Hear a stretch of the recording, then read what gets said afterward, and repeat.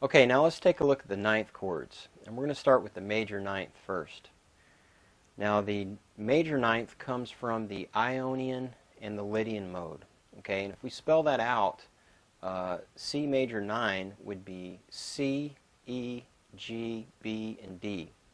Essentially what we have is an E minor 7 with C in the bass. So we just take all of our E minor 7 chord voicings here, alright, and then put C in the bass. Now notice right here I'm playing the G on the high E string, okay, and that's the fifth. Now this is really not necessary to play that note unless the chord designates the fifth, such as a minor 7 flat 5 or a dominant 7 sharp 5. You don't necessarily have to play that note. Okay, so we could just play this and that would be fine. Okay, it sounds great, it works. Alright, so now let's play the first inversion of E minor 7, C in the bass. Okay, and how about the second inversion? Okay, we'll put C in the bass. Alright, then we have the third inversion.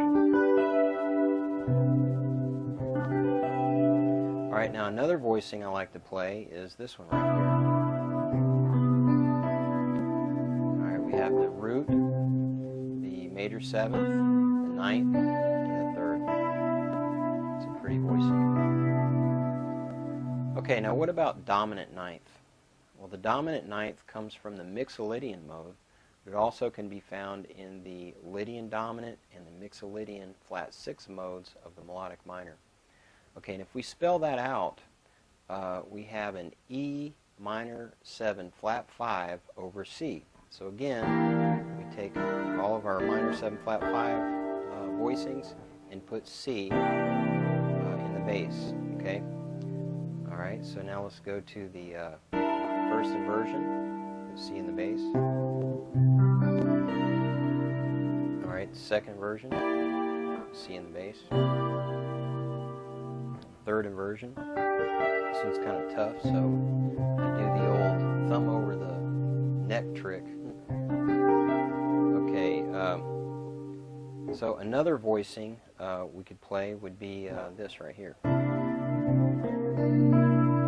Okay, we have the root, the flat 7, the ninth, and the third. Okay, now what about a dominant 7 sharp 9? Okay.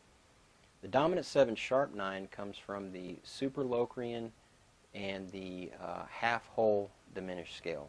Okay, and if we spell that out, we have an E minor major 7 flat 5. Okay, so I hope you know all your minor major 7 flat 5 chords. But if you don't, if you have those dominant ninth chords down that we just covered, then just simply raise the ninth up a half step. Okay, so you know, here we have the first form. Okay, all right, then we'll take the first inversion of E minor major 7 flat 5 and put C in the bass. All right, then the second inversion, put C in the bass. All right, then the third inversion.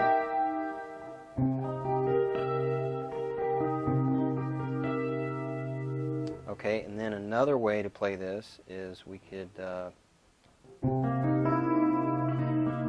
that voice. Now we don't always have to have the root in the bass. We could throw it on top if we want. That's a great sounding chord. It still functions the same way. Okay, now what about a dominant 7 flat 9? Okay. Now the dominant 7 flat 9 chord comes from Superlocrian. It also can be found in the half-whole diminished and the Phrygian major mode, which comes from harmonic minor. Okay, so when we spell that out, we have an E diminished 7th chord over C. Okay. The cool thing about diminished 7th, it's symmetrical, okay, so all the chord shapes are the same. So, you know, we can take this E diminished 7th here and put C in the bass. Now again, I'm playing, you know, the fifth, and I don't necessarily have to. I could just play this, be fine. Okay. All right. Now we go to the next inversion. Okay, and then the second inversion with C bass. Okay, the third inversion. That thumb comes in handy. Okay, now let's see. We could play this voicing as well.